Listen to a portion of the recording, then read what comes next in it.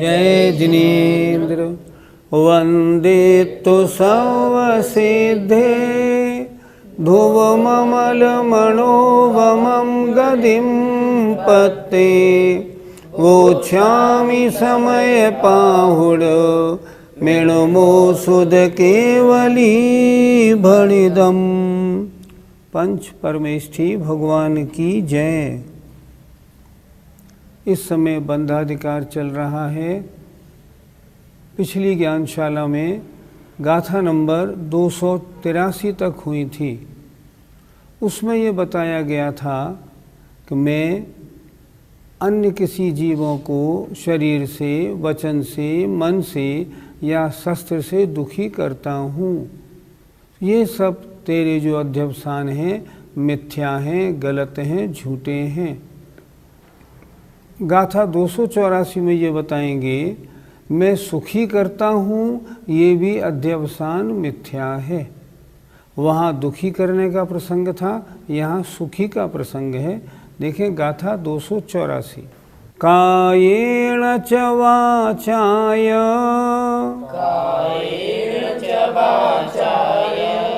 मणेन सुहृदे करेमि सत्तेति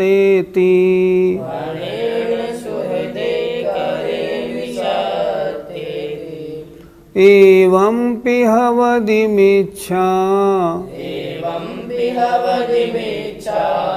सुहृदा कम्मेण जदि सत्ता।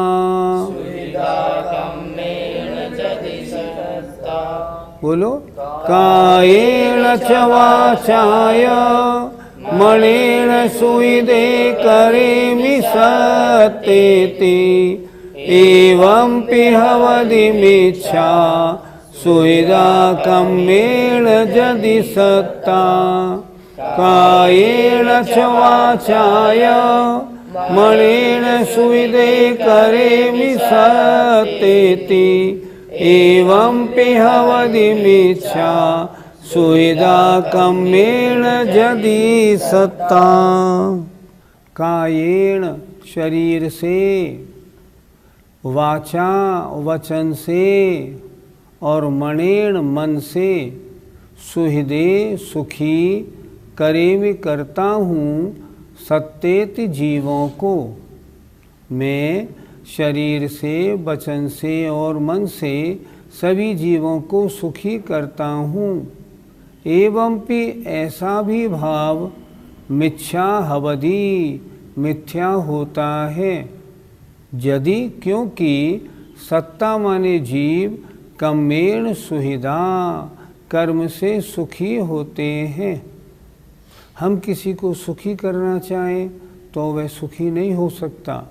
उसके साता वेदनी का उदय होगा तब उसको निमित्त वैसे मिलेंगे, अन्यथा नहीं मिलेंगे।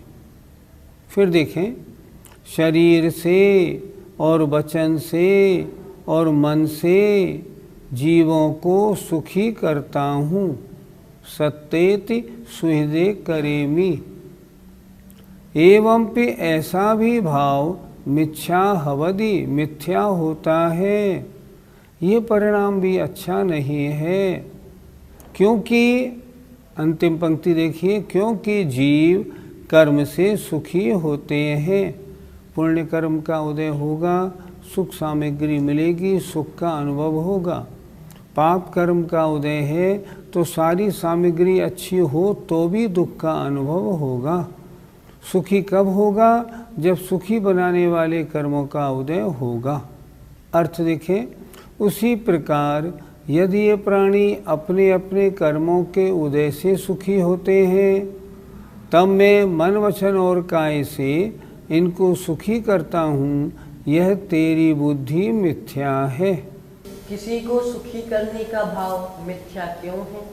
क्योंकि केवल तुम्हारे मन वचन काय से सोचने से सामने वाला सुखी नहीं हो सकता। सामने वाले के भी तो पुण्य का उदय होना चाहिए। अगर उसके भी पुण्य कर्म का उदय नहीं है तो वह सुखी नहीं हो पाएगा। कितने ही साधन बना लो, वो दुखी का दुखी ही रहेगा। इसलिए मैं इनको सुखी करता हूँ, ऐसा भाव भी मिथ्या है। लेकिन देखा तो जाता है कि लोग सुखी करने से सुखी होते हैं। आपने अपने किसी रिश्तेदार को, वो गरीब था, परेशान था, एक कपड़े की दुकान खुलवा दी, 5 लाख रुपए लगा दिए।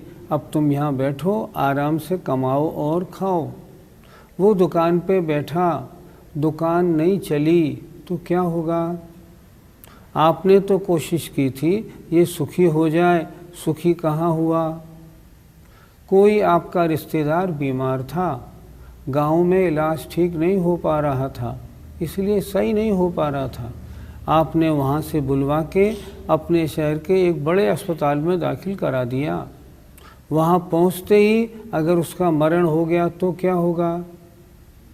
हकीकत क्या है, हम किसी को सुखी नहीं करा सकते, दुखी भी नहीं करा सकते, सुखी भी नहीं करा सकते। उसके पुण्य का उदय भी तो चाहिए, तुम्हारे करने मात्र से थोड़ी होगा। सही बात तो ये है कि पुण्य कर्म के उदय से जीव सुखी होते हैं और उस समय अन्य सुखी करने वाले निमित्त तो स्वयमेव मिलते हैं। पंडित जी, किसी को सुखी करने की सोचना अच्छी बात नहीं।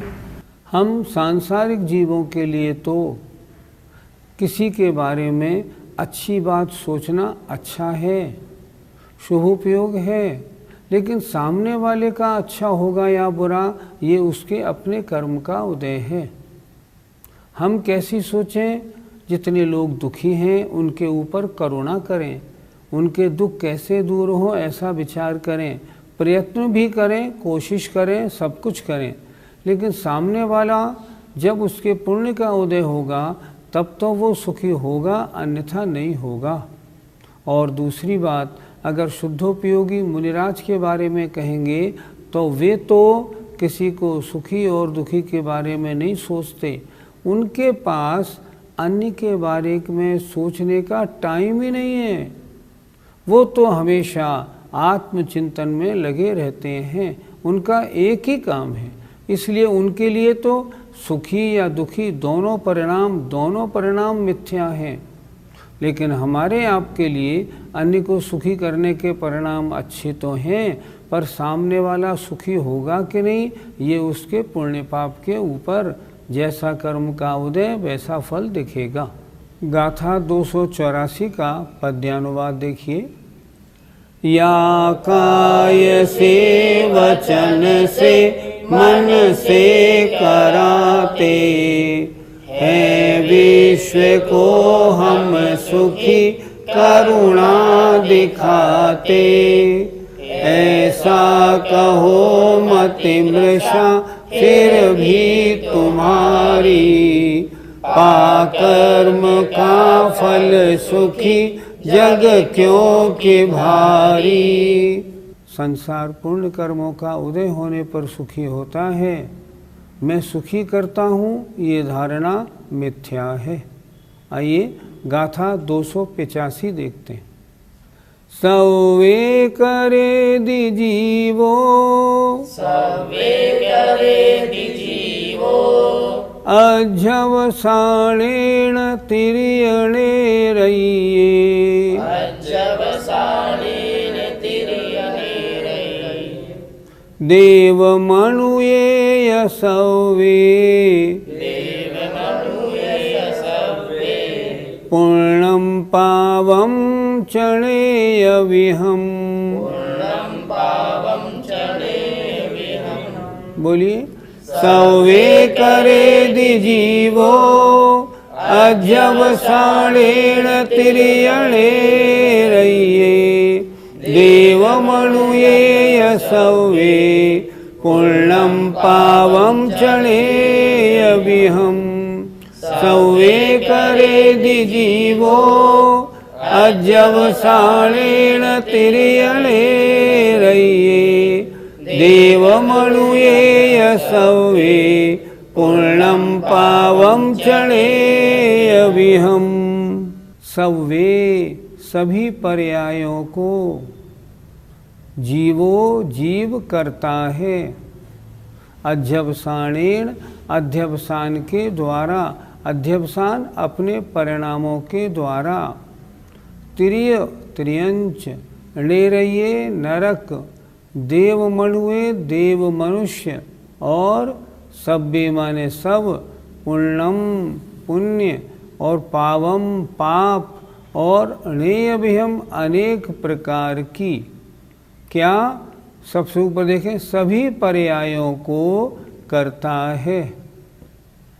जीव सोचता है त्रिंश के बारे में, नरक के बारे में, देवों के बारे में, मनुष्य के बारे में, पुण्य के बारे में, पाप के बारे में और अनेक प्रकार की सुखी और दुखी अवस्थाओं के बारे में। इन सभी पर्यायों के बारे में अगर सोचता है तो ये सब मिथ्या है। क्यों मिथ्या है? कि आत्म ध्यान में लगा हुआ था, उनको छोड़कर यहाँ कहाँ आ गए? ये तुम्हारा चिंतन करने का काम नहीं। आप तो आत्मचिंतन में थे, आत्मचिंतन में ही बने रहो, वो ही ठीक है। इसलिए इन सब पर्यायों को करता है, इनका करना ठीक नहीं है। एक बार फिर देखें, जीवो जीव अध्यवसान के द्वारा, त्रियंच नरक, देव और मनुष्य और सब माने और अन्य सब, पुण्य और पाप तथा अनेक प्रकार की, ऊपर आ जाओ, सवे सभी पर्यायों को करता है। इन रूप चिंतन करता है, इनको अपने मन में लाता है तो उस रूप परिणमन कहा जाता है। तो ऐसा जो चिंतन है ये सब अशुभोपयोग शुभोपयोग रूप है। शुद्धोपयोग से हटकर इन अशुभोपयोग शुभोपयोग में पड़ना कभी उचित नहीं कहा जाएगा। अर्थ देखिए, जीव अध्यवसान के द्वारा त्रियंच नारक देव और मनुष्य इन सब रूप और अनेक प्रकार के पुण्य और पाप रूप अपने आप को करता है, अपने में चिंतन करता है, अपने परिणाम उन विषयों में लगाता है। इन विषयों में अपने परिणाम लगाना मिथ्या है, शुभ और अशुभ परिणामों का बंद कराने वाला है, शुभोपयोग से हटा के संसार में भ्रमण कराने वाला है। पंडित जी, अगर कोई पुण्य और पाप के बारे में चिंतन करता है तो क्या गलत है? अभी तक वो क्या कर रहा था? आत्मचिंतन। सारे पुण्य पाप रूप परिणामों से हटके, सारे लोक अलोक के परिणाम, गति के परिणाम सबसे हटके आत्मचिंतन में लगा था। अब आप सोचिए, अगर आत्मचिंतन से हटा के अन्य कुछ भी पुण्य पाप रूप परिणाम करता है, उचित है या अनुचित? आप भी कहेंगे अनुचित। उचित तो वही था, उससे तो और अच्छा कोई परिणाम है ही नहीं। सर्वश्रेष्ठ परिणाम शुद्धोपयोग रूप, वो वीतराग सम्यक दृष्टि जो अपने आत्मानुभव में लगा है, अगर वो वहाँ से हटके पुण्य और पाप रूप परिणामों में उलझता है तो ये बुद्धिमानी नहीं, ये तो अज्ञानी की दशा है। इसलिए आचार्य कहते हैं ये सब करना मिथ्या है, गलत है, छोड़ने योग्य है। इसमें मत उलझ, क्या कर? अपनी आत्मा के आनंद में ही डूबा रहे। गाथा 285 का पद्यानुवाद। ज्यों जीव राग रति की करवारती है, होता सुरेश नरवा नर नार की है पाप पुण्य परिपाक जो आप पाता, ऐसा वसंत तिल का यह छंद गाता। अगर जीव राग रति के चक्कर में पड़ेगा तो देव, मनुष्य, त्रियंच और नारकी इन पर्यायों में घूमता रहेगा, पाप और पुण्य के फल को पाएगा और आत्म स्वभाव से च्युत रहेगा। आइए गाथा 286 देखते हैं। धम्मा धम्मं चतः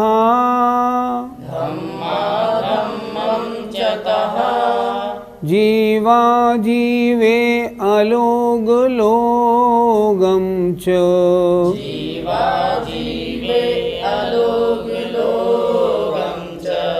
सवे करे दिजीवो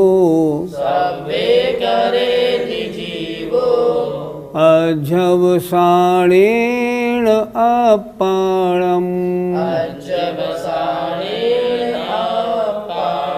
बोलो धम्मा धम्मं चतः जीवा जीवे अलोग लोगम च सवे करे दिजीवो अजब साणेन अपाणम। धम्मा धम्मं चतः जीवा जीवे अलोग लोगम च सवे करे दिजीवो अजब साणेन अपाणम। गाथा के अर्थ को देखें। धम्म अधम्मम, धर्म अधर्म, च माने और, तहा माने तथा, जीव अजीवे, जीव अजीव, और अलोक और लोक, और सव्वे माने और सभी रूप, जीवो करेद जीव करता है। किसको? अपने आप को। कैसे? अपाणम अपने को। कैसे? अध्यवसानेन, विभिन्न अध्यवसान माने परिणामों के द्वारा। अर्थात कभी धर्म के बारे में सोचता है, कभी अधर्म के बारे में, कभी जीव अजीव के बारे में, कभी लोक अलोक के बारे में, और कभी परिवार, स्त्री, पुत्र आदि के बारे में सोचता है। तब उस समय विभिन्न प्रकार के अध्यवसान होते हैं और अपनी आत्मा को उस चिंतन रूप परिणाम आता है। तब क्या होता है? मिथ्या है, गलत ध्यान में क्यों गया। फिर देखिए एक बार, धम्मा धम्मम, धर्म अधर्म, और तहा माने तथा, जीवा जीवे, जीव अजीव, अलोक लोगम च अलोक और लोक, और सव्वे और सभी अन्य वस्तुओं को, सभी रूप अपने चिंतन को यह जीव करता है। किसको करता है? अपाणम अपने को। किसके द्वारा? अध्यवसान के द्वारा। अध्यवसान तरह तरह के राग द्वेष रूप आदि परिणामों के द्वारा, कभी किसी रूप कभी किसी रूप, तरह तरह के चिंतनों में लगा रहता है और अपने को भिन्न भिन्न रूप करता है। ऐसा कब करेगा? जब शुद्धोपयोग से अलग हो जाएगा, भ्रष्ट हो जाएगा, गिर जाएगा तब। शुभोपयोग अशुभोपयोग में रहेगा तब विभिन्न प्रकार के चिंतन करता है। अर्थ देखिए, तथा उसी प्रकार जीव अध्यवसान के द्वारा धर्म अधर्म, जीव अजीव, लोक और अलोक, इन सब रूप अपने को करता है। पंडित जी, क्या कोई जीव धर्म द्रव्य रूप परिणमन कर सकता है? कभी नहीं कर सकता। जीव कभी अजीव नहीं बन सकता। धर्म अधर्म द्रव्य तो अजीव हैं, इन रूप जीव का परिणमन कभी नहीं होगा। धर्म अधर्म कभी जीव रूप नहीं होंगे, जीव कभी धर्म अधर्म रूप नहीं होगा। लेकिन कोई भी जीव जब धर्म द्रव्य का, अधर्म द्रव्य का, आकाश काल द्रव्य का, लोक अलोक का चिंतन करता है, तब उसका ज्ञान ज्ञेय रूप परिणमन करता है, अतः वह उस रूप हुआ ऐसा कहा जाता है। परिणमन नहीं कर सकता। सिद्धांत है कोई भी द्रव्य हो, अन्य द्रव्य रूप परिणमन करने की शक्ति किसी द्रव्य में नहीं है। उसमें नहीं। अगर मैं चाहूँ कि पुद्गल को जीव बना दूँ, नहीं बना सकता। जीव को मार दूँ, पुद्गल बना दूँ, नहीं बना सकता। जीव जीव ही है, रहेगा और आगे भी रहेगा। जो द्रव्य जिस रूप है उसकी पर्याय कुछ भी बदल जाए, लेकिन द्रव्य नष्ट नहीं होता, अन्य रूप अन्य द्रव्य रूप परिणमन नहीं करता। लेकिन यहाँ वो चर्चा है कि जब मैं लोक अलोक के बारे में सोचता हूँ तो मैं अपने आप को लोक रूप करता हूँ। जब मैं धर्म द्रव्य के बारे में सोचता हूँ तो धर्म द्रव्य रूप करता हूँ। क्या ज्ञानी का ऐसा परिणमन होता है? नहीं होगा। अगर ज्ञानी अन्य किसी द्रव्य के बारे में सोचेगा तो अज्ञानी बन जाएगा। जब तक सिर्फ आत्मचिंतन में लगा है, सारे विकल्पों को छोड़े हुए है, तब तक ज्ञानी है। और वहाँ से हटा, चाहे भगवान का भजन करे, पूजा करे, स्वाध्याय करे, जाप दे, स्तोत्र पाठ करे, कुछ भी करे, अपने आत्मा से हटा तो अज्ञानी बना। क्यों अज्ञानी बना? आत्मा में ही रमे रहना ही ज्ञानपना है। आत्मा के अलावा अन्य अध्यवसानों में, अन्य परिणामों में लगना तो अज्ञानी का काम है। इसलिए ज्ञानी ऐसा नहीं करता, और कभी हो जाता है तो अज्ञानी कहलाता है। पंडित जी, काल द्रव्य तो उद्गल द्रव्य रूप परिवर्तित हो सकता है, क्योंकि दोनों ही अजीब हैं। दोनों अजीब तो हैं, लेकिन भिन्न भिन्न द्रव्य हैं। 6 द्रव्य हैं पूरे संसार में, जीव, पुद्गल, धर्म, आकाश, काल। इन 6 द्रव्यों में एक दूसरे रूप बदलाव नहीं होता। हमने माना काल द्रव्य के भी अणु हैं, लेकिन वे पुद्गल के अणु नहीं बन सकते। पुद्गल के अणु काल द्रव्य के अणु नहीं बन सकते। क्यों? दोनों का कार्य अलग, दोनों का स्वभाव अलग, दोनों के गुण अलग। इसलिए एक द्रव्य कभी दूसरे द्रव्य रूप परिणमन नहीं कर सकता, चाहे वो जीव हो या अजीब। गाथा 286 का पद्यानुवाद देखें। शुद्धात्म से पृथक द्रव्य छहो निराले, हैं भिन्न भिन्न गुण लक्षण धर्म धारे, संसार जीव पर अध्यवसान द्वारा, संसार को ही अपना करता विचारा।